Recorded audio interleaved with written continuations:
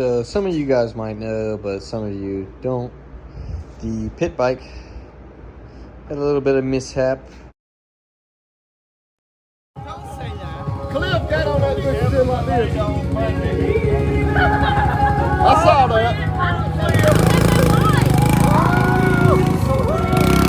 A good friend of mine took it for a spin and looped it, but cha-ching, and we are back in business, baby.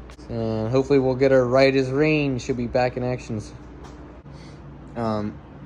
So I will apologize, guys. This video is a little bit of an afterthought.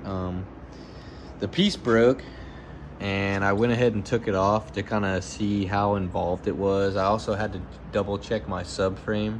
I wanted to make sure that because of the accident, I wanted to make sure that basically that none of these joints were tweaked in any way, that the subframe wasn't cracked in anywhere, you know what I'm saying? So after I took the rear fender off, which was way more involved than it has to be, like ended up being way more involved than I really thought it was. I had no idea it housed the battery, the computer, and there's like all this stuff right here basically sits inside of that. So this is the new piece here, and now I'm basically gonna swap some of the hardware over. Like, I'm not too sure if you guys can see, but these things right here is what hold your computer in place, and that's the battery box. I gotta get that foam out of there, but yeah, that's what I'm gonna do right now. I'm gonna swap over the hardware from that old piece to this new piece. All right, guys, so this little pad that the battery sits on is actually way easier to take off than I was thinking. I'd seen some videos of guys using like scrapers, you know, getting up under there with a scraper, but honestly, I just peeled it off like a sticker, like this. So I peeled it off of the old one and then just replaced it on the new one.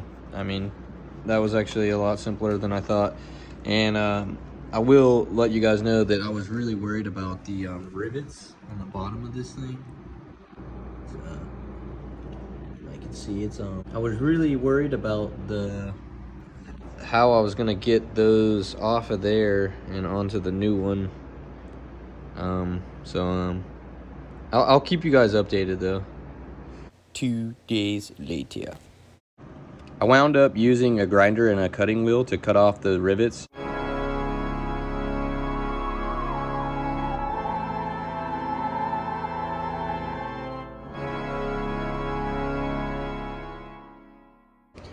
All right, guys, so it's finally done. Looks brand new again.